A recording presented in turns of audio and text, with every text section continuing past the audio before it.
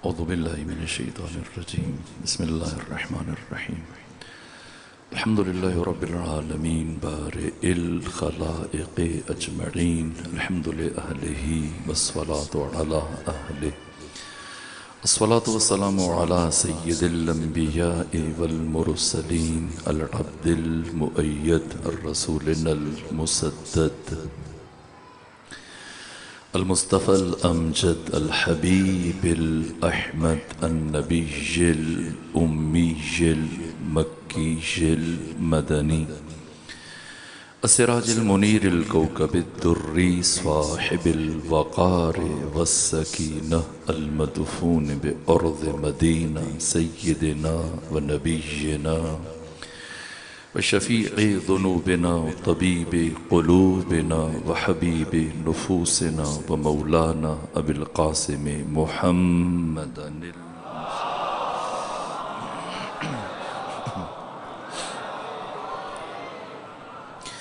وأهل بيته الأطيبين الأطهرين الأنجبين المأسومين المظلومين ورحمة الله على أحبابهم وأصحابهم وشيرتهم ومحبيهم ومواليهم أجمعين ولعنة الله على أعدائهم ومنكري فضائلهم وغاصبي حقوقهم من جوم عداوتهم إلى الآن ومن الآن إلى قيام يوم الدين وبعد يوم الدين أما بعد فقد قال حق سبحانه وتعالى في القرآن بسم الله الرحمن الرحيم زين للناس حب الشهوات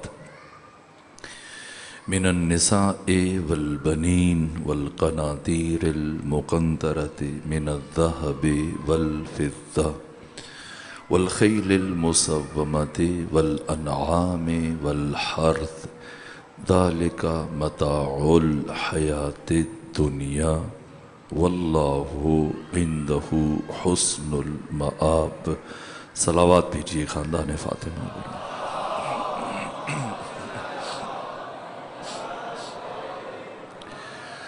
جو سلسلہ فکر وارثان عاشوراء کے عنوان سے شروع ہوا تھا آج اس سلسلے کی آخری مجلس ہے اور میں شرمندہ ہوں اگرچہ کہ میں ہر روز معمول سے زیادہ گفتگو کرتا رہا اور آپ کو زیادہ زحمت سماعت دیتا رہا، اس کے باوجود گفتگو زیادہ آگے نہیں بڑھ سکی اور جو پہلو بیان ہوئے وہ بہت کم ہیں اس کی نسبت کہ جو بیان نہیں کیا جا سکا۔ بہرحال پڑھنے والے کی کوشش یہ ہوتی ہے کہ کم سے کم موضوع کا تعارف پیش کر دے اور پھر انسان مخاطبین حاضرین سامعین اس سے متعلق سوچنا شروع کر دیں، غور کرنا شروع کر دیں، ایک جہت مل جائے۔ اس آیہ مجیدہ سے متعلق بھی زیادہ مفصل بات نہیں ہو سکی، کسی اور فرصت میں بالتفصیل عرض کرنے کی کوشش کی جائے گی۔ یہ چیز پہلی مجلس میں آپ کی خدمت میں اشارہ کی تھی کہ دنیا کے بندے جن سے متعلق اللہ قرآن میں ارشاد فرما رہا ہے زُيِّنَ لِلنَّاسِ حُبُّ الشَّهَوَاتِ مِنَ النِّسَاءِ وَالْبَنِينَ وَالْقَنَاطِيرِ الْمُقَنطَرَةِ مِنَ الذَّهَبِ وَالْفِضَّةِ وَالْخَيْلِ الْمُسَوَّمَةِ وَالْأَنْعَامِ وَالْحَرْثِ، یہ دنیا کی چیزیں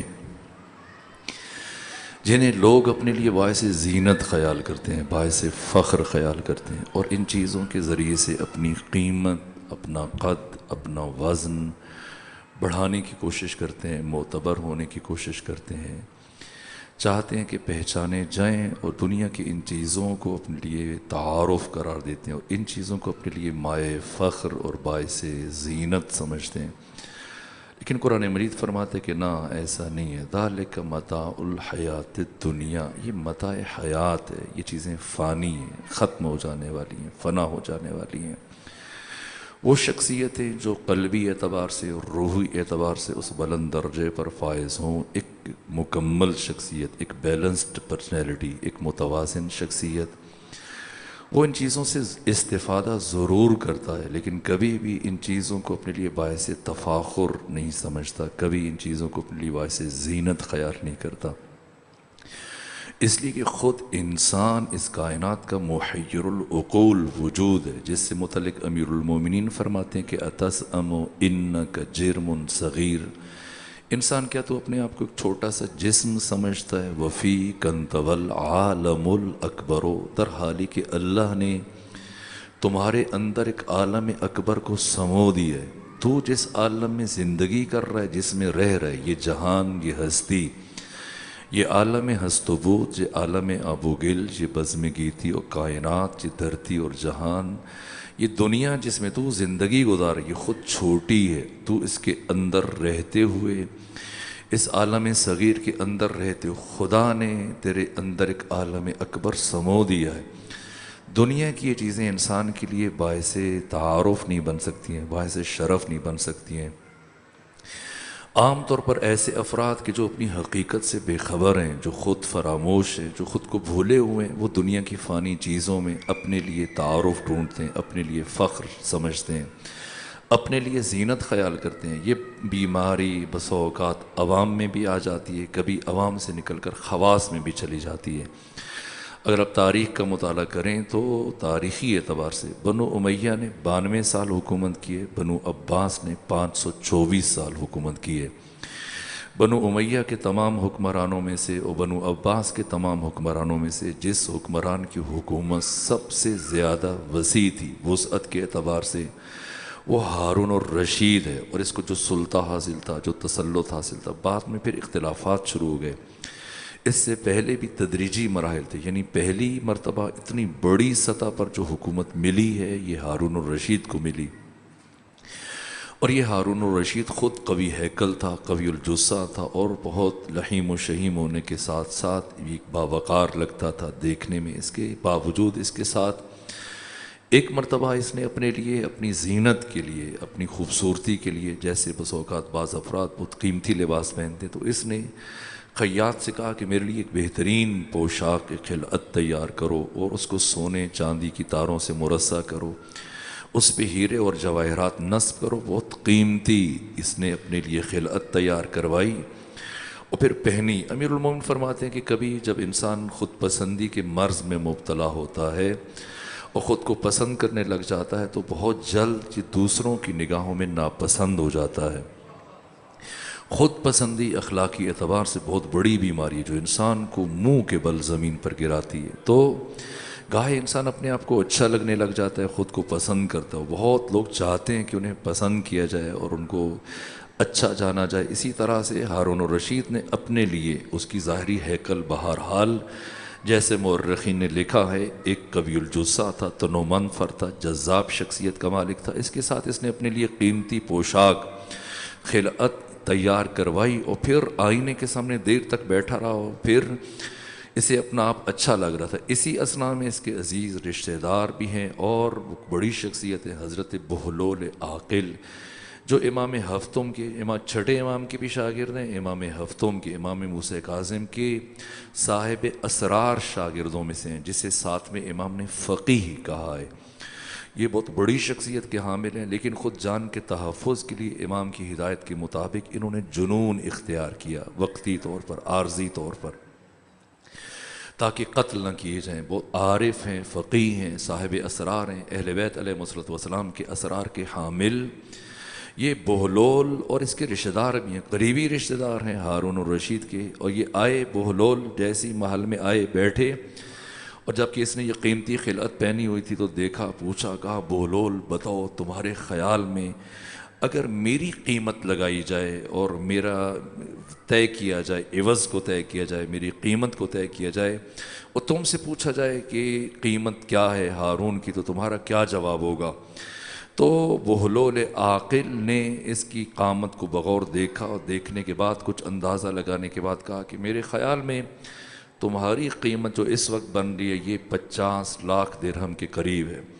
یہ سنا تو ہارون ہنس پڑا، کہ پہلے میں تمہارے بارے میں کبھی شک کرتا تھا کہ شاید یہ شخص دیوانہ نہیں ہے، مجنون نہیں ہے، پاگل نہیں ہے، جان بوجھ کر ایسے کرتا ہے، لیکن آج تمہاری بات سننے کے بعد مجھے یقین ہو گیا کہ تو سچ میں پاگل ہے، تو سچ میں دیوانہ ہے، اس لیے کہ جو تو میری قیمت لگا رہا ہے، تموں کے بادشاہ کی اتنی کم قیمت لگائی، یہ جو تم نے 50 لاکھ درہم کی قیمت لگائی، یہ تو صرف میری اس خلعت کی قیمت ہے، اس پوشاک کی قیمت ہے جسے میں نے پہن رکھا ہے۔ تو وہ لوگ مسکرائے اور کہا ہارون میں بھی اسی کی بات کر رہا ہوں، وگرنہ اگر تمہاری قیمت پوچھی جائے تو تمہاری کیا ارزش ہے، تمہاری کیا حیثیت ہے، تمہاری کیا قیمت ہے؟ یہ انسان ہے جو چیزوں کے جلوہ میں کھڑے ہو کر اپنی قیمت کا تعین کر رہا ہوتا ہے، نہ، لیکن ایک ایسا انسان جو خود اپنے اندر سے پر ہے، ایک مکمل شخصیت کا مالک ہے، بھرپور شخصیت کا مالک ہے، وہ کبھی ان کھوکھلی چیزوں کی، دنیا کی چیزوں کا سہارا نہیں لیتا ہے۔ تو یہ عام انسان، میں نے آغاز کلام میں یہ بات کی تھی۔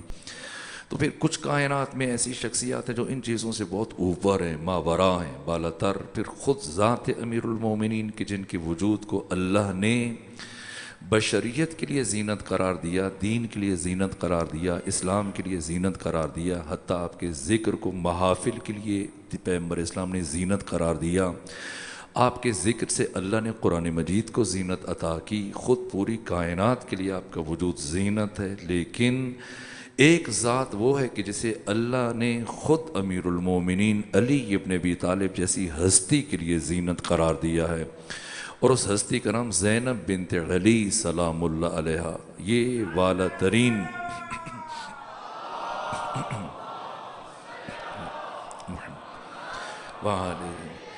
یہ بی بی کا مقام ہے، یہ بی بی کی ارزش ہے، یہ بی بی کی درجے کی بلندی ہے کہ خود آپ سے متعلق ائمہ کے فرامین وقت نہیں، میں کبھی خود ثانیہ زہرا کی شخصیت سے متعلق عرض کروں گا تو باقی ابعاد کی طرف اشارہ ہوگا۔ وارثان عاشورہ میں سے ایک ہستی خود زینب بنت علی ہیں، دوسری شخصیت علی زین العابدین سید سجاد ہیں۔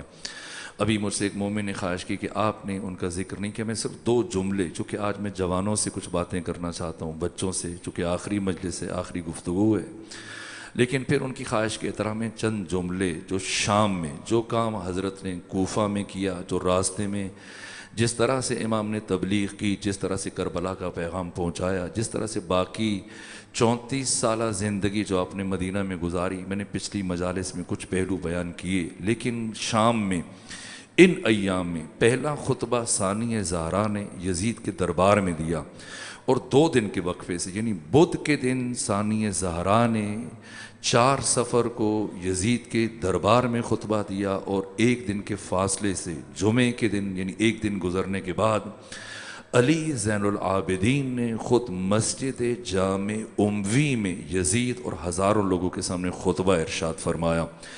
یہ کلمات، یہ خطبات ایک دوسرے کے لیے تتمہ ہیں، تکملہ ہیں۔ جو کام ثانیہ زہرا نے کیا، جہاں بی بی کا کام رکا، وہاں سے سید سجاد آگے بڑھے، انہوں نے اپنے حصے کا کام کیا۔ دربار میں بیویوں کو لے کے جایا گیا تھا، جامع اموی میں بیویوں کو نہیں لے کے جایا گیا تھا، اس لیے دربار میں امام سجاد خاموش رہے، وہ مرحلہ اور وہ میدان ثانیہ زہرا کے لیے چھوڑا کہ وہاں بی بی خطبہ ارشاد فرمائیں گی، اور پھر مسجد میں جہاں پر بیویوں کو نہیں لے کر جایا گیا، جہاں ثانیہ زہرا نے اپنا کام چھوڑا، وہاں سے سید سجاد نے اپنا کام شروع کیا، یہاں تک کہ میں ان شخصیات کی بات کروں، میرا ارادہ تھا کہ میں نے باقی بیویوں کی، حتیٰ زینب صغریٰ کے بھی خطبات ہیں، جناب ام کلثوم کی بھی خطبات ہیں، جناب رقیہ کی خطبات ہیں، باقی بیویوں کے کلمات بھی ہیں، حتیٰ امام محمد باقر 3.5 سال سن ہے امام محمد باقر کا، جب آپ کو اسیر کر کے اس سارے کاروان کے ساتھ آپ کو شام میں لے کے جایا گیا، اور جب شام پہنچے تو ایک مرتبہ جب اس طرح سے گفتگو کر رہے تھے اہل بیت عصمت و طہارت، تو یزید کے مصاحبوں نے، اس کے درباریوں نے، اس کے مشیروں نے اس کو یہ مشورہ دیا کہ بالآخر ان قیدیوں کی کیا حیثیت ہے جو بار بار تمہیں رسوا کر رہے ہیں، تمہیں شرمندہ کر رہے ہیں، سب کے سامنے تمہیں ذل و خوار کر رہے ہیں، تو تم انہیں قتل بھی کروا سکتے ہو۔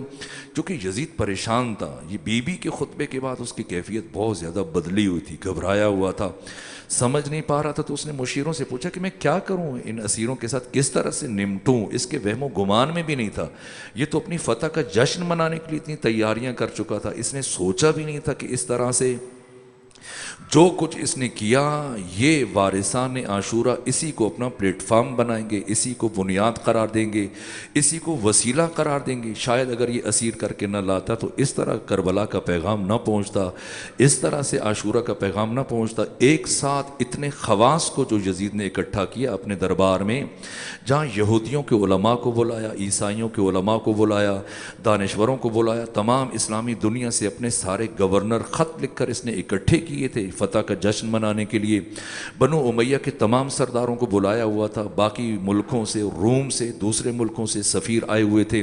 یہ خواص کا اجتماع تھا جہاں ثانی زہرا نے خطاب کیا، اور اس کے بعد عوامی اجتماع جہاں تمام اہل شام سمٹ کر، آپ میں سے جو زیارت کے لیے جاتے ہیں شام گئے ہوں گے، آج بھی مسجد جامع اموی میں جب انسان قدم رکھتا ہے تو حیران ہو جاتا ہے، اتنی وسعت اس کی، اتنا صحن اتنا بڑا ہے اس کے اندر، ہال کے جہاں ہزاروں لوگ سما جائیں، یہ کھچا کھچ بھری ہوئی ہے۔ اور ان مراحل میں خود میں جملہ عرض کر رہا تھا کہ پہلے جو کام امام باقر نے ہر شہید، ہر شخصیت، ہر اسیر، ہر مقام پر، یہ میں ابھی 12 سفر کی مجلس میں بالقصد چاہ رہا تھا کہ میں جناب سکینہ نے جو کلمات کہے مختلف مواقع پر، وہ جو جہاد کیا کربلا میں، کوفہ میں، شام میں، زندان شام میں، دربار شام میں، اس کو بیان کروں، لیکن وہ 12 سفر کی مجلس چونکہ خاص ہے جناب سکینہ سلام اللہ علیہ کی شہادت کی مناسبت سے، اسی مقام پر میں ان کی شخصیت کو، ام رباب کی شخصیت کو، اور باقی یہ پہلو اس دن بیان کروں گا۔ لیکن آج کی حد تک ایک جملہ صرف حضرت امام محمد باقر علیہ السلام کے لیے کہ 3.5 برس عمر ہے، اور یہ وہ موقع تھا کہ جہاں خود امام سجاد کا بولنا کئی حوالوں سے مناسب نہیں تھا۔ جیسے ہی یزید نے پریشان ہو کر مشیروں سے پوچھا کہ بتاؤ کیا کروں، ان قیدیوں نے مجھے پریشان کر دیا ہے، مجھے رسوا کر دیا ہے، پورے شام میں چیمیں گوئیاں ہو رہی ہیں، میرے خلاف لوگوں کے دلوں میں نفرت بڑھ رہی ہے۔ تو ان مشیروں میں سے بعض نے مشورہ دیا کہ تمہارے لیے کون سی بڑی بات ہے، یہ چند قیدی ہیں، چند بچے ہیں، چند خواتین ہیں، ان میں ایک مرد ہے، تم انہیں قتل کر سکتے ہو کسی بھی طرح سے، کوئی مشکل نہیں ہے۔ جیسے یہ سنا تو اب امام سجاد خاموش ہیں، لیکن حضرت امام محمد باقر 3.5 سال سن اور آگے بڑھ کر یزید سے خطاب کیا۔ واقعاً رسیوں میں جکڑے ہوئے ہیں، بھوکے اور پیاسے ہیں۔ کربلا والوں کی پیاس عاشورہ میں ختم ہو گئی ہے، لیکن یہ اسیر کب تک پیاسے رہے کوئی نہیں جانتا۔ سارے سفر میں کتنی پیاس برداشت کی، کتنی بھوک برداشت کی۔ وہ ثانی زہرا جنہیں امام حسین روز عاشور یہ کہہ کر گئے تھے کہ یا اختی لا تنسینی فی نافلۃ اللیل، ہر رات 1000 رکعت پڑھنے والی ثانی زہرا، اور نماز تہجد زندگی میں کبھی حتیٰ اسیری کے ایام میں بھی نہیں چھوٹے، لیکن زندان شام میں بی بی بیٹھ کر نماز تہجد پڑھ رہی تھی۔ سید سجاد نے استفسار کیا کہ پھوپھی اماں آپ کی طبیعت ناساز ہے، آپ کھڑے ہو کر نماز نہیں پڑھ رہی۔ یہ قیامت کا مرحلہ ہوتا ہے جب بھی اہل بیت عصمت و طہارت میں سے کوئی فرد بیٹھ کر نماز پڑھے، اس کا مطلب یہ ہے کہ اب وہ لمحات ہیں، مشکل ترین لمحات ہیں۔ امیر المومنین نے آخر وقت تک ضرب لگی ہوئی تھی، اس کے باوجود کوشش کی کہ کھڑے ہو کر نماز پڑھے۔ سورہ امام محمد باقر نے جیسے یہ سنا تو اپنے بابا کی طرف اجازت طلب نگاہوں سے دیکھا، چونکہ نائب امام ہے۔ اگر ایک وقت میں 2 امام ہوں، جس طرح کہ امام صادق سے پوچھا گیا کہ کیا ایک وقت میں 2 امام ہو سکتے ہیں، فرمایا نہیں ہو سکتے، مگر ایک صامت ہو دوسرا ناطق ہو۔ اب اگرچہ کہ امام محمد باقر علیہ السلام بھی امام ہے، اور امام بچپنے سے امام ہوتا ہے، لیکن اب امامت سید سجاد کی ہے، اور امام سجاد یہ بات نہ کرے۔ اگر امام سجاد یہ بات کریں تو دشمن کے امام سجاد یہ بات نہ کرے، اگر امام سجاد یہ بات کریں تو دشمن کے ہاتھ میں یہ ذریعہ بن جائے گا کہ وہ امام سجاد کو شہید کر سکتے ہیں۔ اس لیے امام محمد باقر علیہ السلام نے اجازت طلب نگاہوں سے سید سجاد کی طرف دیکھا، اور امام سجاد نے گویا کہ اجازت دی تو اب امام محمد باقر آگے بڑھے۔ کہا یزید، یعنی 3.5 برس کا بچہ 3 بر اعظموں کے حکمران سے اس طرح سے گفتگو کر رہے، آگے بڑھ کر کہہ رہے ہیں یزید نہ خلیفۃ المسلمین جیسے دنیا کہہ رہی ہے، امیر المومنین کہہ رہی ہے، یہ یزید کا کروفر ہے۔ آج آپ یزید سے نفرت کرتے ہیں، یزید مرد آباد کہتے ہیں، یزید سے اپنی نفرتوں کا اظہار کرتے، لیکن اس زمانے میں چلے جائیے جہاں پر خاص و عام ہر ایک یزید کو امیر المومن سمجھتا ہے، خلیفۃ المسلمین سمجھتا ہے۔ ایک بچہ اٹھ کر اس کو نام سے خطاب کرے، یہ بہت بڑی بات ہے۔ یہ امام محمد باقر کیا شخصیت ہے، کیا جلال ہے، رو و دبدبا، اس کمال اعتماد سے کہا اے یزید، کیا تم جاننا چاہتے ہو کہ یہ سب تمہیں ہمارے قتل کا مشورہ کیوں دے رہے ہیں؟ تو یزید نے حیرت سے پوچھا کہ کیوں دے رہے ہیں؟ یہاں سے امام محمد باقر نے بات شروع کی کہ سنو، فرعون کے ساتھی، اس کے جو مشیر تھے اور اس کے ساتھ جو شرکاء تھے، ان میں سے کسی نے اسے موسیٰ کے قتل کا مشورہ نہیں دیا، اگرچہ کہ وہ اس کے دین پہ نہیں تھے، موسیٰ کے دین پہ نہیں تھے، اگرچہ کہ وہ حواری تھے، فرعون کے حمایتی تھے، فرعون کے مشیر تھے، اس کے باوجود ان میں سے کسی نے فرعون کو یہ مشورہ نہیں دیا کہ وہ موسیٰ کو قتل کرے۔ کیوں؟ اس لیے کہ اگرچہ کہ وہ کافر تھے لیکن ان میں سے کوئی ایک بھی حرامزادہ نہیں تھا، لیکن چونکہ یہ جو تمہیں مشورہ دے رہے ہیں، محمد و آل محمد کے قتل کا مشورہ صرف وہ دیتا ہے جس کی ولادت ناپاک طریقے سے ہوئی ہو۔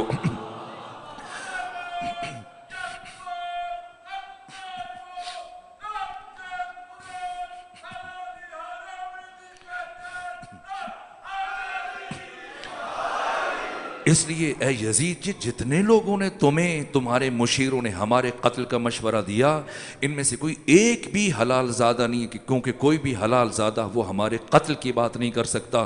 یہ وہ عجیب بات تھی جس کے بعد اس کے درباری، اس کے مشیر خود یزید ہل کر رہ گیا، اور اس کے بعد خود یزید یعنی سارا اعتماد کھو چکا تھا۔ یعنی اب یزید کی وہ کیفیت نہیں تھی، وہ پہلا کر و فر، وہ تنتنا، وہ غرور، وہ تکبر، نہ، ساری چیزیں ختم ہو چکی تھیں، اور اب یزید اپنی خفت مٹانے کی کوشش کر رہا تھا۔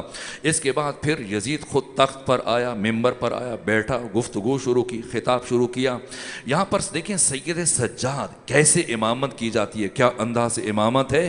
ادھر یزید نے خطبہ شروع کیا، تقریر شروع کی، لیکن اس کی نگاہیں بار بار سید سجاد کی طرف بڑھ جاتی ہیں، باقی حاضرین کو کم دیکھتا ہے، باقی شرکاء کو، سامعین کو، نمازیوں کو کم دیکھتا ہے، اور سید سجاد کی طرف زیادہ بار بار مڑ کر دیکھتا ہے۔ جب مڑ کے دیکھتا ہے تو امام سجاد تسبیح گھما رہے ہیں، دانے کے اوپر دانہ گرا رہے ہیں۔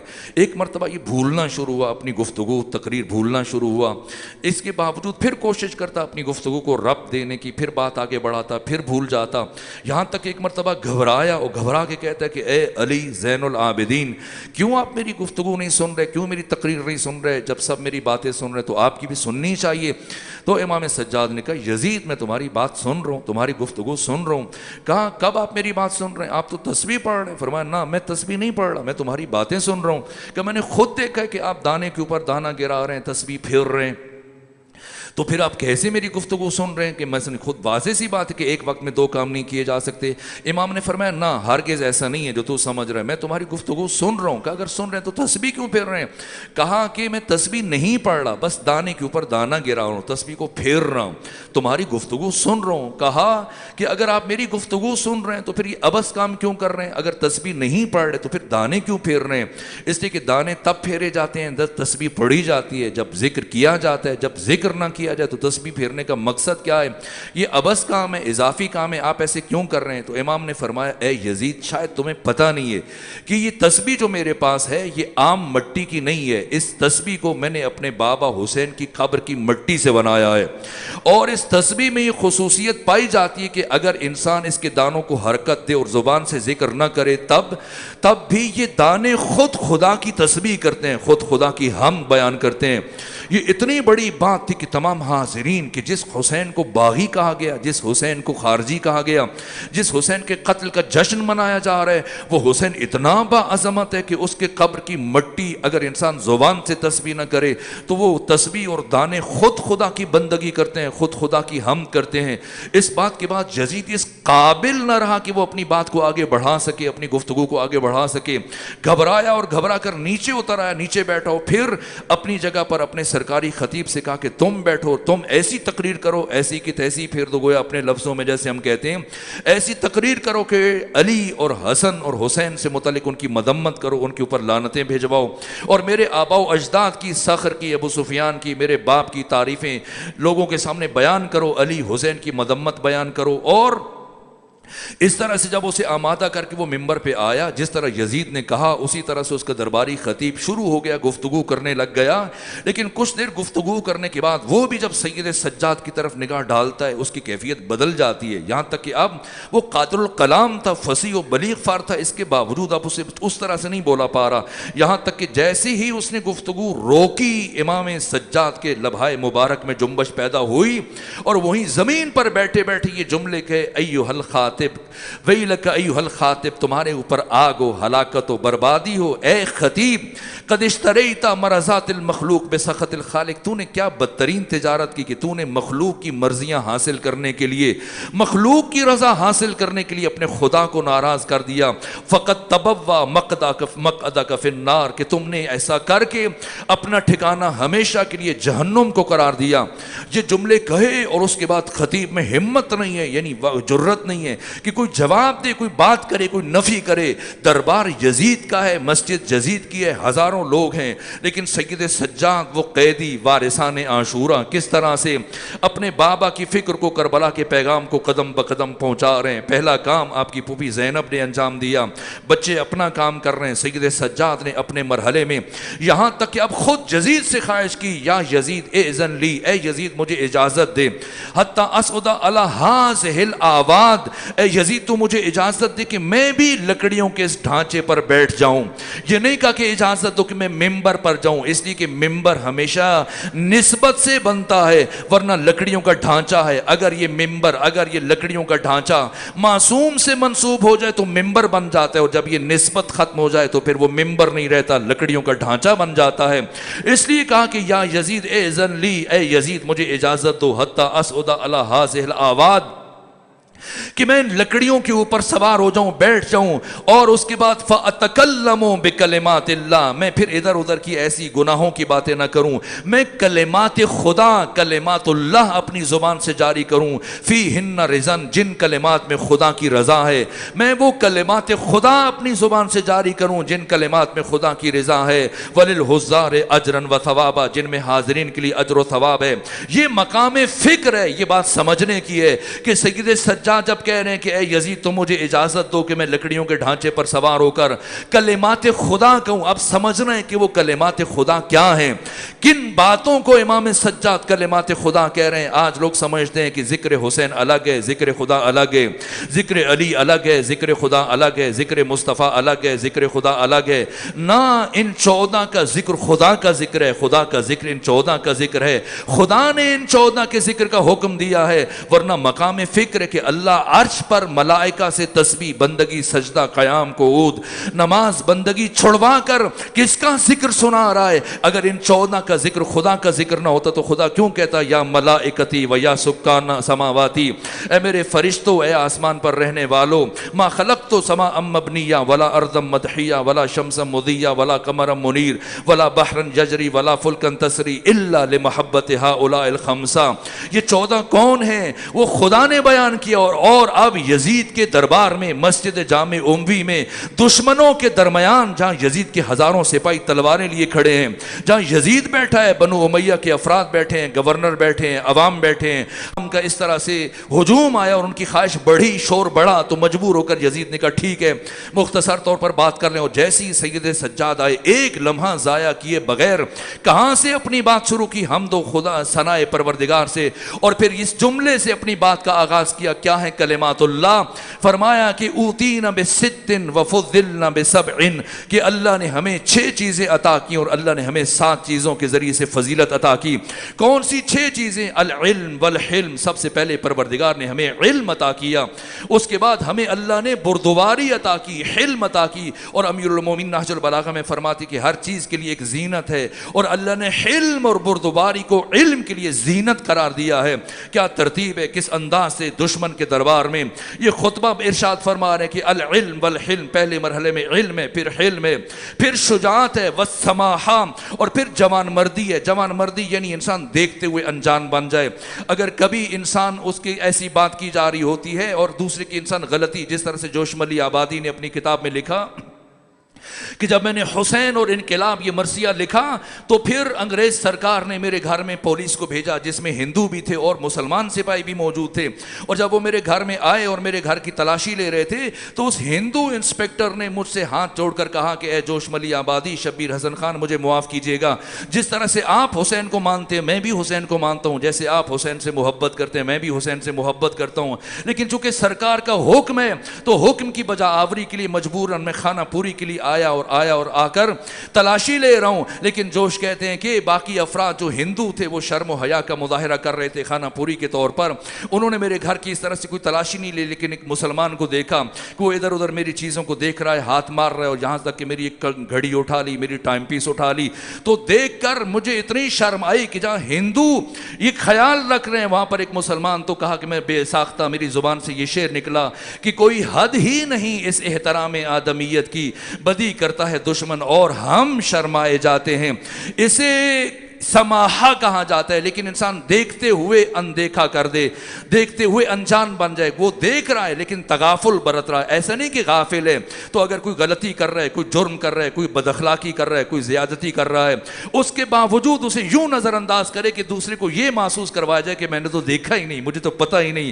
یہ شرف ہے. اور امام سجاد یزید کے مسجد جامع اموی میں اپنے اوصاف گنوا رہے ہیں کہ اللہ نے ہمیں علم عطا کیا, حلم عطا کیا, شجاعت عطا کی, سماحت عطا کی, فصاحت عطا کی, اور چھٹی چیز یہ وہ آپ کے دلوں میں ہے. لیکن امام فرما رہے کہ اللہ نے ہمیں عطا کی ہے. یہ عجیب بات ہے. کہا کہ والمحبت فی قلوب المومنین, اللہ نے ہمیں مومنوں کے دلوں میں محبت عطا کی ہے. وہ چیز جو آپ کے دل میں ہے,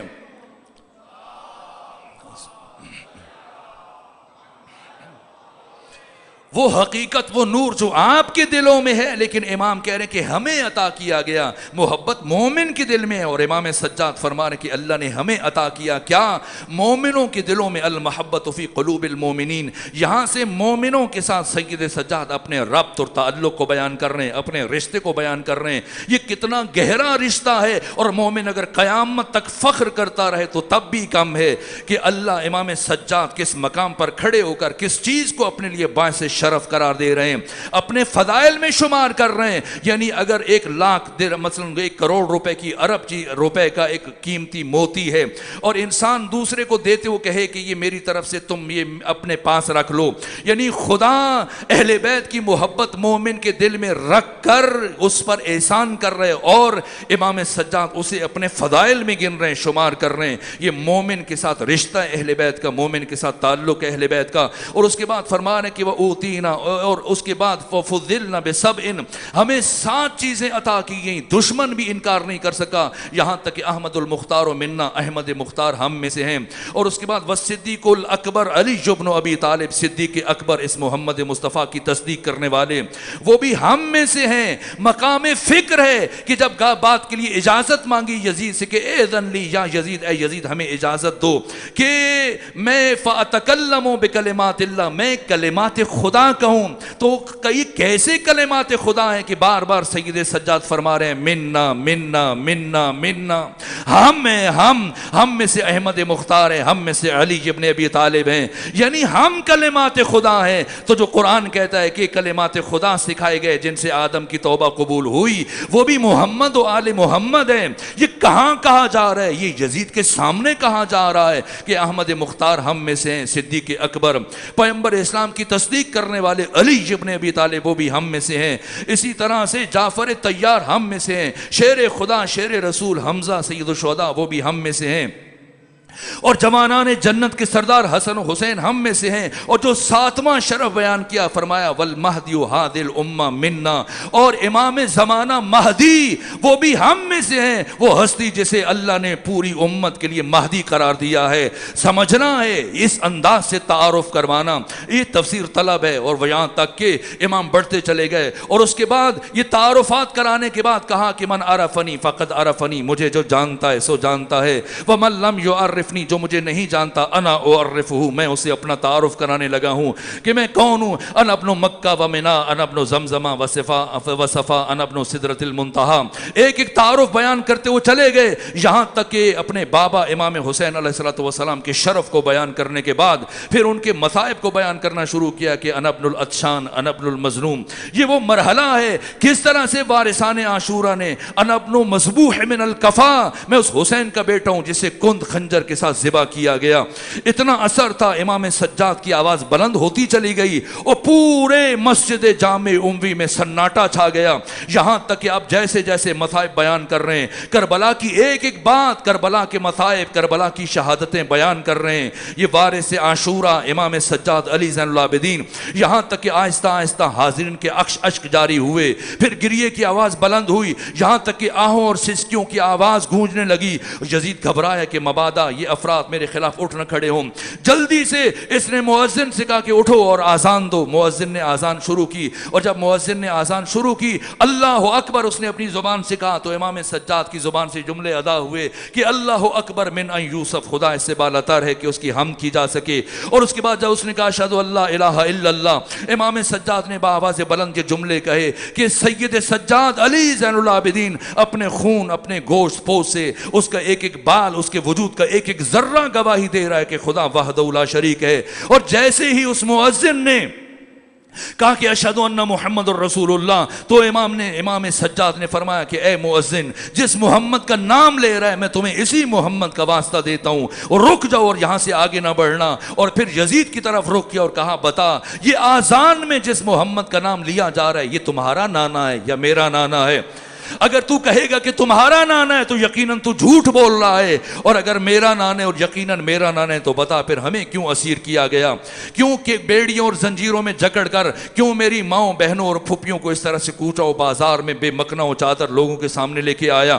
یہاں تک کہ حاضرین کے گریے کی آواز بلند ہوتی چلی گئی، اور اس کے بعد وہ مرحلہ کہ سید سجاد نے اپنا گریبان چاک کیا اور حاضرین کی طرف رخ کیا، باقی باتیں یزید سے کی، پھر پورے مجمع پر نگاہ ڈال کے کہا کہ بتاؤ پوری دنیا میں اس وقت محمد مصطفیٰ کا میرے علاوہ کوئی اور فرزند ہے؟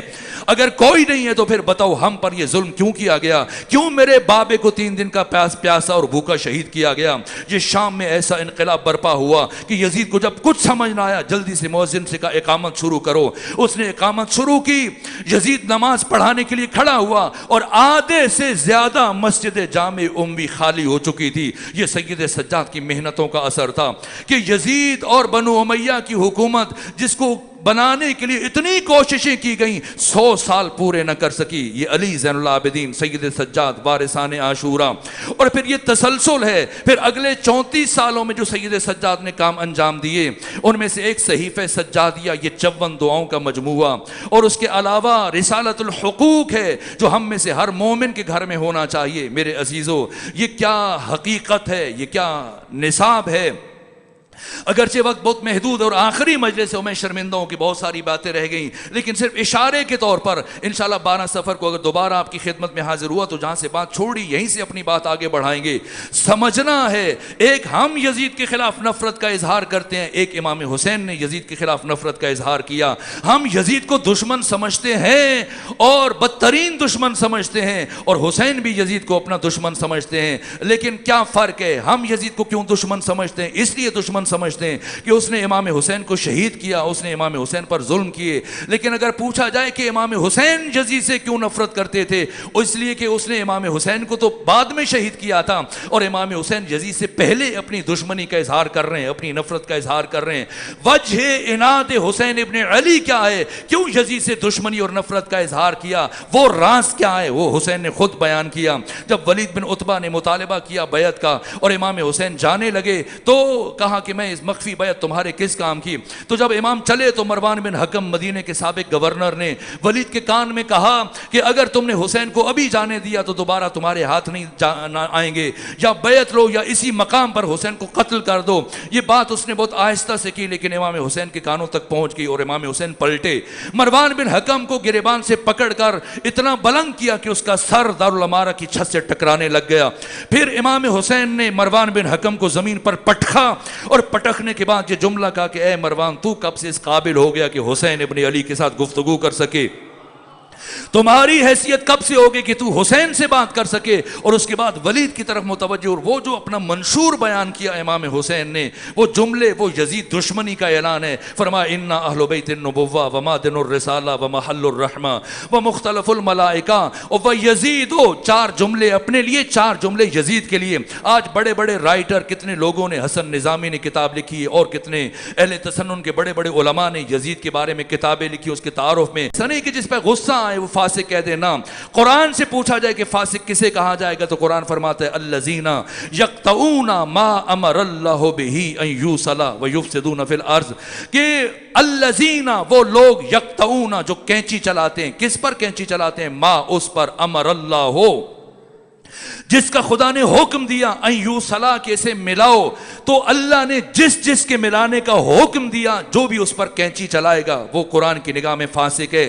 خدا نے پہلے عبد اور معبود کا تعلق، اللہ اور بندے کا تعلق، اولاد اور والدین کا تعلق، نبی اور امام کا تعلق، بہن اور بھائی کا تعلق، زوجہ اور زوج کا تعلق، اور باقی تمام انسانی رشتے، ان کو پروردگار مستحکم دیکھنا چاہتا ہے. جو بھی ان رشتوں پر اثر انداز ہونے کی کوشش کرے، کینچی چلائے، وہ قرآن مجید کی نگاہ میں فاسق ہے. اسلام کافر کی ایک حد تک حقوق کا قائل ہے، اس کی کچھ نہ کچھ عزت ہے. کسی کافر کی بھی غیبت کرنا جائز نہیں ہے، لیکن فاسق کی غیبت جائز ہے، اس لیے کہ فاسق کی کوئی حرمت نہیں ہے. تو فاسق کون ہے؟ جو انسانی رشتوں پر، الہی رشتوں پر کینچی چلاتا ہے. اور یہ سید سجاد ہیں، وارثان عاشورہ کے لیے نصاب چھوڑا. امام سجاد نے رسالت الحقوق، یہ ہمارے گھروں میں ہونا چاہیے، کہ 51 حقوق بیان کیے. پہلا حق اللہ کا حق جو ہے، پھر والدین کا حق ہے، اولاد کا حق ہے، معلم کا حق ہے، ہمسائے کا حق ہے، بہن کا حق ہے، بھائی کا حق ہے، دوست کا حق ہے. واقعاً ایسا، یعنی یزید اس کی زندگی فسق و فجور پر مبنی ہے. اور امام حسین نے اس لیے قیام فرمایا کہ یزید کے فسق و فجور کو یزید کے گھر تک محدود کر دیں اور وہ اسلامی معاشرے تک نہ آنے پائے. لیکن اب چونکہ اثرات شروع ہو گئے تھے، اس لیے امام سجاد نے 34 سالہ عہد امامت میں اس طرح سے فسق و فجور کے خاتمے کے لیے وہ جو نصاب معین کیا، وہ سارے حق، تاکہ ہر تعلق اپنے درجہ کمال پر آ جائے. اللہ کے ساتھ تعلق درجہ کمال پر آ جائے، والدین کے ساتھ تعلق درجہ کمال پر آ جائے. جو بچے ہیں، جوان ہیں، میرے عزیزوں، میں نے کل آپ کی خدمت میں عرض کیا ہے کہ ہم فرقہ نہیں ہیں. اگر کوئی ہمیں فرقہ کہے اس نے ہم پر ظلم کیا. اس سے بڑا ظلم یہ ہوگا کہ ہم خود کو فرقہ سمجھنا شروع کر دیں. نہ، تشیع اسلام کی نوعیت کا نام ہے، تشیع اسلام کا محافظ ادارہ ہے، تشیع اسلام کا ہراول دستہ ہے. ہماری ذمہ داریاں سب سے زیادہ الگ ہیں، چاہے کوئی ہمیں کافر کہے، خواہ کوئی ہمیں برا کہے، لیکن یہ ہماری ذمہ داری جو ائمہ کی طرف سے ہمیں منتقل ہوئی ہے. آپ اسلام کا ہراول دستہ ہیں، آپ اسلام کے نمائندہ ہیں. آپ نے اسلام کی تعلیمات کا، مسلمین کا قدروں کا تحفظ کرنا ہے. اگر کوئی اہل سنت فلسطین کے حق میں آواز نہیں اٹھاتے، نہ اٹھائیں، لیکن ہماری ذمہ داری ہے. ہم پر معصومین نے واجب قرار دیا. علی ناج البلاغہ میں فرماتے کہ کونوا للظالم خصما وللمظلوم اونا، کہ ظالم کے دشمن بن جاؤ اور مظلوم کے پشت پناہ بن جاؤ. خواہ ہمارا نقصان ہو جائے، لیکن ہم ہر ظالم کے خلاف اپنی آواز بلند کریں گے. وقت بہت کم رہ گیا، میں تیزی سے مراحل کو طے کرنے کی کوشش کر رہا ہوں. میرے عزیزوں، یہ حسینیت یا زینبیت، یہ کسی مردہ یزید کو مرد آباد کہنے کا نام نہیں ہے. زینبیت نام ہے زندہ یزیدوں کا تعاقب کرنا، اور زندہ یزیدوں کو کیفر کردار تک پہنچانے کا نام زینبیت ہے. کس طرح سے زینب بنت علی نے تعاقب کیا اور یزید کے تعاقب میں بی بی شام تک پہنچی. اور حسین اس لیے ساتھ لے کے گئے زینب بنت علی کو، اس لیے کہ صرف مرد آباد کہنے سے بات نہیں بنتی ہے، تعاقب کیا جائے، یزید کے گھر تک جا کر یزید کو مرد آباد قرار دیا جائے. اسی طرح سے یہ عزاداری، یہ اس رسم زینبی کا تسلسل ہے. اپنے عصر کے زندہ یزیدوں کو پہچاننا ہے اور پھر انہیں مرد آباد کہنا ہے. اگر کوئی خاموش ہے، کسی مصلحت کا شکار ہے، وہ بے شک خاموش رہے، وہ مصلحت کا شکار رہے. لیکن جب بھی جہاں بھی ظلم ہو، سب سے بڑی آواز، سب سے قوی آواز عالمی سطح پہ تشیع کو ہونا چاہیے.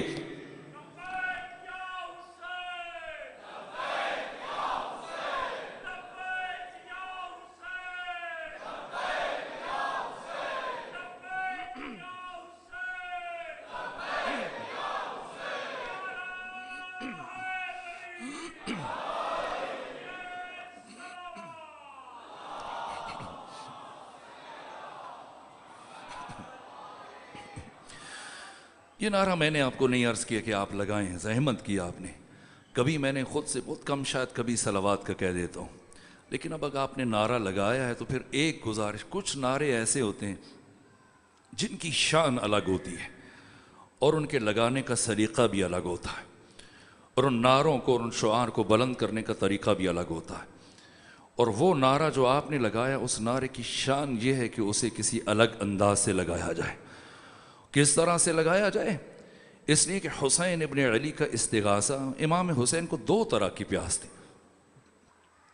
سید ابن طاؤس نے اللحوف میں لکھا اپنے مقتل میں، مقتل ابی مخنف میں ہے، منہاج الدموع میں، دمۃ الثاقبہ میں، نفس المہموم میں یہ روایت موجود ہے کہ امام حسین 3 دن کی پیاس کے بعد اتنے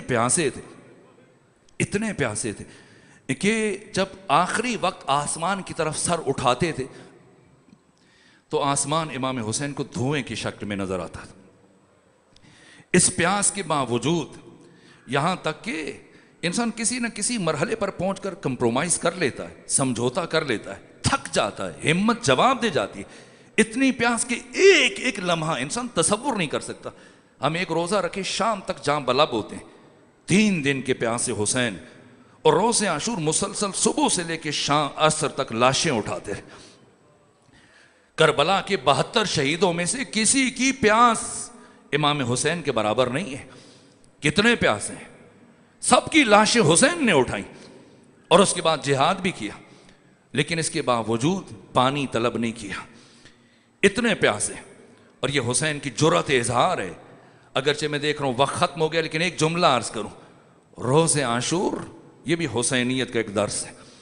روز عاشور ایک مرتبہ امام حسین نقاہت محسوس کر رہے ہیں، پیاس کی شدت غالب ہے، اور آپ کچھ لمحوں کے لیے زمین پر بیٹھے.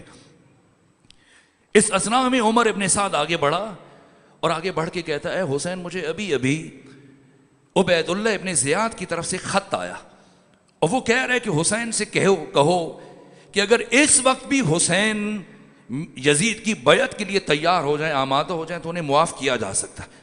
میں نے کہا انسان کسی نہ کسی مرحلے پر پہنچ کر کمپرومائز کر لیتا ہے، سمجھوتا کر لیتا ہے، مصلحت سے کام لے لیتا ہے، خاموش ہو جاتا ہے. لیکن جیسے ہی عمر ابن سعد نے عبید اللہ ابن زیاد کی یہ بات اور پیغام پہنچائی، 3 دن کے سوکھے گلے سے حسین ابن علی نے اب جو آواز بلند کی پورے میدان کربلا میں سنی گئی. اور عمر ابن سعد کے ایک ایک ساتھی نے 36,000 کا لشکر ہے اور 1.5 لاکھ سے زیادہ تماشائی اکٹھے ہیں جو کوفہ سے اطراف کی آبادیوں سے. مقتل نگاروں نے، سیرت نگاروں نے لکھا سب نے سنا. ایک مرتبہ جب حسین ابن علی کے حنجرے سے آواز بلند ہوئی، اتنا جلال تھا، اتنی ہیبت تھی. جس طرح سے کوفہ میں، شہر کوفہ کے دروازے پر جب لوگوں کا اتنا ہجوم تھا کہ جس نیزہ بردار نے سر امام حسین اٹھا رکھا تھا، اس رش اور ہجوم میں اس کے ہاتھ سے نیزہ چھوٹ گیا اور سر امام حسین نیزے کی بلندی سے زمین پر گرا. ثانی زہرا سے یہ منظر برداشت نہیں ہوا. کہ سید سجاد عمر ابن سعد سے کہا ان لوگوں کو خاموش کروائے، میں کچھ کہنا چاہتی ہوں. یہ سنا عمر ابن سعد ہنسا. کہ سید سجاد آپ کی پھوپھی زینب عجیب باتیں کرتی ہیں. یہ اتنا بڑا ہجوم ہے کہ اگر یہاں پر کوفے کا گورنر عبید اللہ ابن زیاد آ جائے، وہ بھی اتنے بڑے اجتماع کو خاموش نہیں کروا سکتا. یہ اتنی بڑی تعداد میں پورا کوفہ سمٹ کر اکٹھا ہے، میں کیسے خاموش کروا سکتا ہوں. یہ سنا ثانی زہرا نے فرمایا اگر عمر سعد خاموش نہیں کروا سکتا تو اب علی کی بیٹی خاموش کروائے گی. اور مورخین نے لکھا ہے جب خطبہ شروع کیا تو اتنا جلال تھا، اتنی ہیبت تھی ثانی زہرا کے لہجے میں کہ جانوروں کے گلوں کی گھنٹیاں بھی خاموش ہو چکی تھی. یہ ثانی زہرا، یہ ولایت تکوینی ہے، یہ نفوس پر تصرف ہے، یہ شریکت الحسین ہے. اور وہ خود حسین روز عاشور جیسی عمر ابن سعد نے کہا، عبید اللہ کہہ رہے کہ اگر ابھی بھی بیعت کر لیں، 3 دن کے سوکھے گلے سے حسین کی آواز بلند ہوئی اور پورے میدان کربلا میں سنی گئی. فرمایا ان الدعی ابن الدعی قد رکزنی بین الاثنتین، حرام زادے کا حرام زادہ بیٹا وہ مجھے اختیار دے رہے بین الذلت والذلہ، کہ میں ذلت قبول کروں، بیعت کر لوں، یا پھر مرنے کے لیے تیار ہو جاؤں. اے عمر ابن سعد، جا کر کوفہ میں عبید اللہ ابن زیاد کو بتانا کہ حسین کربلا میں کہہ رہے تھے ہیہات من الذلہ، اللہ نے ذلت کو حسین سے بہت دور رکھا ہے. یہ حسین ہے. اور پھر حضرت نے حملہ فرمایا, اور جو حملہ کیا ایسی جنگ کی کہ سید مہدی بحر العلوم فرماتے کہ میرے لیے طے کرنا مشکل ہے کہ علی بڑے شجاع ہیں یا علی کا بیٹا حسین بڑے شجاع ہیں, کہ 12 کلومیٹر دور تک دشمن کے لشکر کو دھکیلتے ہوئے پہنچے حسین, اور اس طرح سے ریوڑ کی مانند بھاگ رہے ہیں آپ کے آگے, یہاں تک کہ نماز عصر کا وقت آیا. یہاں پر میں چہلم کی مجالس میں عرض کروں گا قریب میں سید الشہداء کی زندگی کی یہ پہلو, چونکہ وقت ختم ہوا تو میں جو بات عرض کر رہا تھا. پھر پلٹ کر آئے اور وقت آخر حضرت نے صدا استغاثہ بلند کی. 3 دن کے پیاسے نے اپنے لیے پانی نہیں مانگا. کسی تاریخ کی کتاب میں, کسی سیرت کی کتاب میں, حتیٰ جب علی اصغر کو لے کے گئے, یہ شہید مرتضیٰ مطہری نے حماسہ حسینی میں لکھا ہے کہ کرامت حسینی کے خلاف تھا کہ حسین پانی طلب کرے. کسی تاریخ سے ثابت نہیں کہ امام حسین نے پانی مانگا ہو. ہاں, علی اصغر کی زبان سے العطش کی آواز نکلی. جب علی اصغر کو لے کر گئے اور دشمن نے کہا کہ اگر یہ بچہ پانی مانگ لے, سوچا 6 ماہ کا بچہ ہے کیسے مانگے گا. 3 دن کے پیاسے حسین نے اپنے لیے پانی نہیں مانگا. حسین کو 2 طرح کی پیاس تھی, ایک نصرت کی مدد کی, وہ اپنے مقصد کے بقا کے لیے, جو میں وارثان عاشورہ کا موضوع عرض کر رہا ہوں, وہ وراثت, اس کی قیامت تک حفاظت. 3 دن کے پیاسے نے اپنے لیے پانی نہیں مانگا, نصرت مانگی ہے, مدد مانگی ہے. اس لیے ہم تک یہ آواز 14 صدیوں کا سفر عبور کر کے پہنچی ہے. تو اگر ہم تک پہنچی ہے تو ایسے جواب نہیں دینا چاہیے جیسے ہم نے دیا ہے, ایسے جواب دینا چاہیے جیسے ان 72 نے جواب دیا. عابس ابن شبیب شاکری کی طرح, یزید بن زیاد کی طرح, عبد الرحمن بن عبد الرب کی طرح, حجاج بن مسروق کی طرح, سعید بن عبداللہ حنفی کی طرح, زہیر ابن قین کی طرح, عابس ابن شبیب شاکری کی طرح, جیسے ان 72 نے حسین کو لبیک کہا. ایسے ہی اپنی قوتوں کو سمیٹیں, اپنی تھکان کو فراموش کریں, اور اپنے پورے وجود سے اپنی مٹھیوں کو بھیج کر فضا میں بلند کریں, اور ان کے استغاثہ کے جواب ان لفظوں کے ساتھ,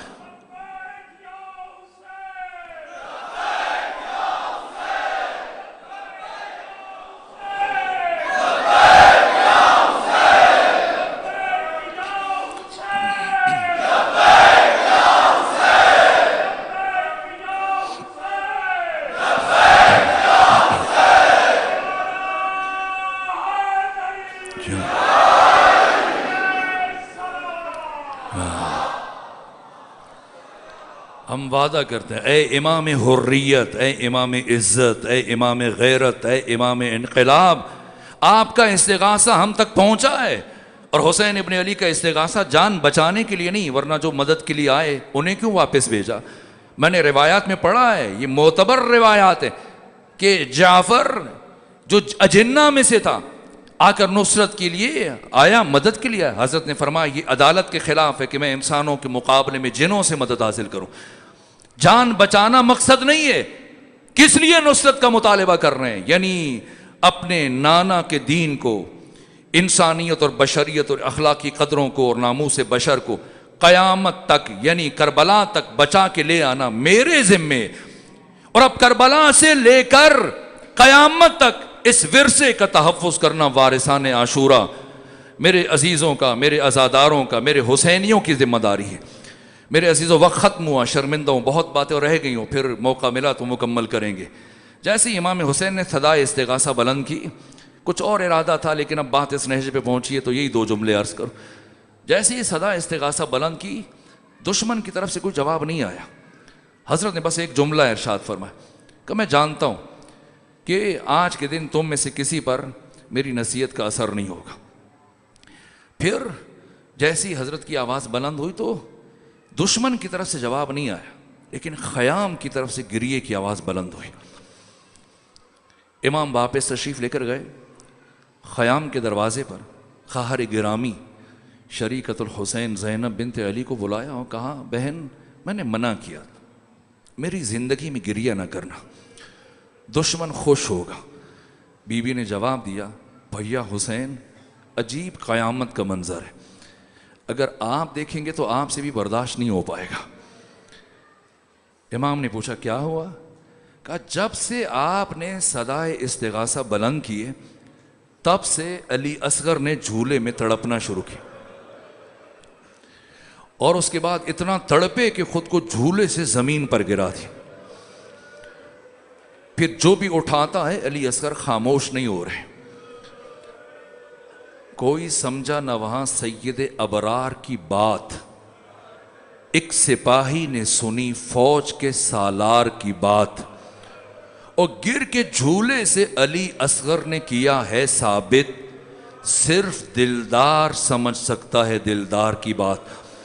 امام حسین آگے بڑھے، فرمایا میں سمجھ گیا، میرے علی اصغر کو میرے سپرد کریں۔ لیا مقتل کی طرف جانے لگے، یا اس شہید کی ماں ام رباب آگے بڑھی، عرض کی آقا کچھ لمحوں کے لیے علی اصغر میرے حوالے کر دیں۔ باقی خواتین نے خیال کیا ماں ہے، چھوٹے بچے کی جدائی مشکل ہے، شاید آخری لمحات میں اپنے بچے کے ساتھ پیار کرنا چاہ رہی ہیں، لیکن یہ ام رباب ہے۔ وہ ام رباب کے امام حسین اپنی دعاؤں اور مناجات میں یہ دعا مانگا کرتے تھے، پروردگار میری زندگی میں ایسا دن نہ لے کے آنا کہ حسین زندہ رہ جائے اور حسین کی زندگی میں سکینہ اور ام رباب موجود نہ ہو۔ واقعاً عجیب کردار ہے جناب ام رباب کا، عجیب کردار ہے۔ ممکن ہوا تو 12 صفر کی مجلس میں عرض کروں گا، یہاں تک کہ حجرے میں لے کر گئیں جناب علی اصغر کو، پہلا کام کیا آپ کے کرتے کو تبدیل کیا، نیا کرتا پہنایا، اور کرتا پہنانے کے بعد ایک رومال کو آپ کی کمر میں یوں باندھا جیسے ایک سپاہی میدان جنگ میں جانے سے پہلے کمر بند پہنتا ہے۔ پھر آنکھوں میں سرما لگایا، اور سرما لگانے کے بعد آستینوں کو الٹ دیا جیسے ایک سپاہی میدان جنگ کی طرف جانے کے لیے مبارزہ طلب کرتا ہے، وہ کیفیت۔ اس کے بعد ہاتھوں پر اٹھایا، کچھ وصیتیں کی، اور سب سے پہلی وصیت، آج کل بس اوقات بعض پڑھنے والے پڑھتے ہیں کہ دشمن نے ایسے بچے پر تیر چلایا جسے یہ بھی نہیں پتا تھا کہ تیر کھا کر ہنسنا چاہیے یا رونا چاہیے، نہ، یہ خلاف فطرت بات ہے۔ کانٹا بھی چبھے تو انسان روتا ہے، یہ کیسے ممکن ہے کہ تیر کھا کے کوئی مسکرائے؟ راز کیا ہے اس تبسم کا؟ کون سمجھتا ہے؟ یہ کربلا کی ماں ہے ام رباب۔ علی اصغر کو ہاتھوں پہ اٹھایا اور وصیتیں کی، اور سب سے پہلی وصیت یہ فرمائی کہ اے علی اصغر میں نے سن رکھا ہے آج کے دن آپ کو تیر لگے گا، لیکن اے علی اصغر جب تیر لگے ہو سکے تو گریہ نہ کرنا۔ آپ کے بابا حسین صبح سے لاشیں اٹھا اٹھا کر تھک چکے ہیں، اگر آپ ان کے ہاتھوں پہ گریہ کریں گے آپ کے بابا کے دل کو تکلیف پہنچے گی، اے علی اصغر ہو سکے تو تیر کھا کے مسکرا دینا۔ اور جو دوسری وصیت فرمائی کا علی اصغر اب جب آپ کو تیر لگے گا آپ کی شہادت ہو جائے گی، اور شہادت کے بعد حوض کوثر پر آپ کے دادا علی، آپ کی دادی فاطمہ زہرا دونوں آپ کا انتظار کر رہے ہیں اپنے ہاتھ میں آب کوثر لیے ہوئے، لیکن جب آپ کی دادی فاطمہ زہرا آپ کو آب کوثر پیش کرے تو خبردار نہ پینا،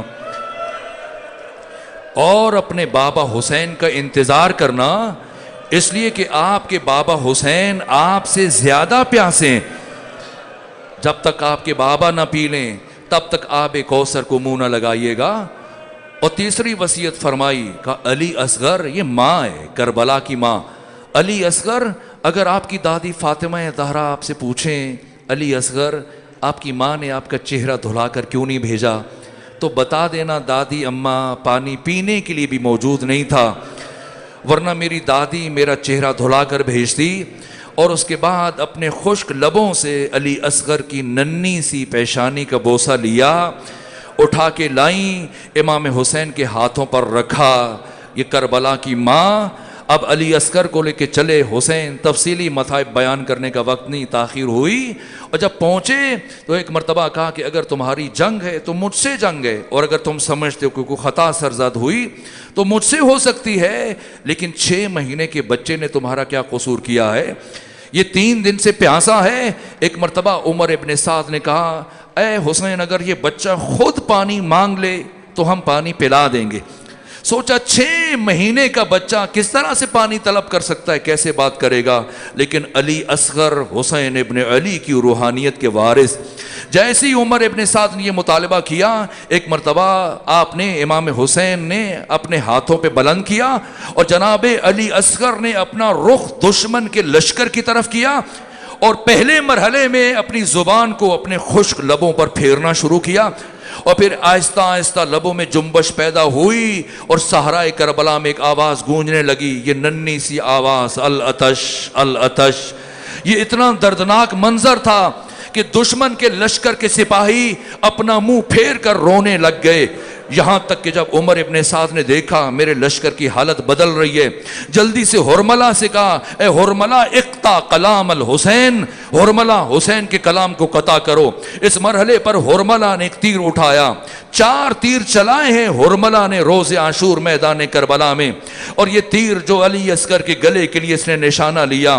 بہرحال اس تیر کا وزن علی اصغر کے وزن سے بہت زیادہ تھا. اتنا کہوں گا بس کہ صاحب دمت و ثاقبہ نے لکھا, ادھر اس نے تیر چلایا اور جب تیر لگا تو تیر لگا نہیں, کیا تعبیر استعمال کی صاحب دمت و ثاقبہ نے, کہ فَذَبَحَهُ مِنَ الْأُذُنِ إِلَى الْأُذُنِ. اس تیر نے علی اصغر کو ایک کان سے دوسرے کان تک ذبح کر دیا. بس میرے عزیزو, آپ کے ہاں بھی چھوٹے بچوں کو دودھ چھڑانے کے موقع پر کتنا اہتمام کیا جاتا ہے. جب دودھ چھوڑنے کا مرحلہ آتا ہے, ان کے والدین رشتہ دار اس کے لیے مٹھائیاں لے کے آتے ہیں, پھل لے کے آتے ہیں, کھلونے لے کے آتے ہیں, لیکن تاریخ انسانی میں کسی بچے کا دودھ ایسے نہیں چھڑوایا گیا جس طرح سے کربلا میں رباب کے فرزند علی اصغر کا دودھ چھڑوایا گیا. بس میرے عزیزو, یہ اتنا مشکل مرحلہ تھا امام حسین کے لیے روز عاشور. ایک جناب علی اصغر کی لاش جب اٹھائی, خیام تک آئے, 7 مرتبہ اندر جانے کا ارادہ کیا, پھر پیچھے پلٹ کر آئے. حسین تردد کر رہے, مبادا اگر میں خیمے کے اندر چلا گیا, کوئی بی بی علی اصغر کو میرے ہاتھوں پر اس حال میں دیکھ کر مر نہ جائے.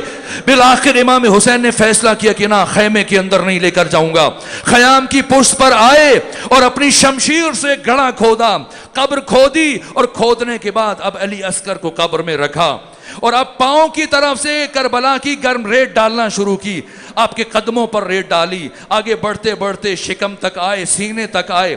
یہ اتنا مشکل مرحلہ تھا کہ حسین جیسا حساس امام ایک مرحلے کے لیے رکا کہ کس طرح سے علی اصغر کے چاند جیسے چہرے پر خاک ڈالیں, کربلا کی گرم ریت ڈالیں. ابھی حسین سوچ رہے تھے کہ پشت سے آپ کے کندھے پر ایک ہاتھ بڑھا, مڑ کر دیکھا ام رباب کھڑی, ہاتھوں کو جوڑے ہوئے, یہ کہہ رہی تھی, آقا آپ جا کر میدان کربلا میں اپنے ادھورے کام کو مکمل کیجئے, اس کام کو آپ کی کنیز ام رباب انجام دے گی. بس میرے عزیزوں معاف کیجئے گا, سکت نہیں کہ زیادہ عرض کر سکوں, بس ایک جملہ, یہ کربلا میں وہ واحد لاشا ہے جو دفن کیا گیا, لیکن کم سے کم علی اصغر کو دفن کرنے کے بعد ام رباب مطمئن ہو گئی کہ میرا بچہ دفن ہو گیا. لیکن جیسی عصر عاشور سروں کو گنا گیا اور ایک مرتبہ دیکھا کہ ایک سر کم ہے, عمر ابن سعد چلایا, یہ ایک سر کم ہے, وہ کس کا سر ہے؟ کہا علی اصغر کا سر نہیں مل رہا. اب 10 ولد الزنا منتخب کیے گئے, ان کے ہاتھوں میں نیزے دیے گئے اور کہا گیا کہ تلاش کرو. خیام کے اطراف میں حسین علی اصغر کی لاش اٹھا کر لے کے گئے تھے. اب کربلا کے اس مرحلے پر, اس زمین پر چپے چپے پر نیزے مارے جا رہے ہیں. کتنی مرتبہ شہید ہوا حسین کا علی اصغر, ایک مرتبہ نیزہ مارا جا رہا ہے, جگہ جگہ پر نیزے گاڑے جا رہے ہیں. ایک مرتبہ ان اشقیاء میں سے ایک شقی کا نیزہ جیسی زمین میں گیا, اس نے اٹھایا, علی اصغر کے سینے میں یہ نیزہ پیوست ہوا, علی اصغر کا لاشا بلند ہوا, پھر زمین پر اتارا گیا اور یہ 3ری مرتبہ شہید کیا جا رہا ہے. الا لعنت الا لعنت اللہ الا لعنت اللہ علی القوم الظالمین وسيعلم الذین ظلموا ای منقلب ینقلبون. پروردگار ہماری عبادت اپنی بارگاہ میں قبول فرما. پروردگار ان آوازوں پہ اپنی رحمت نازل فرما. پروردگار ہمیں حقیقی عزادار بننے کی توفیق عطا فرما.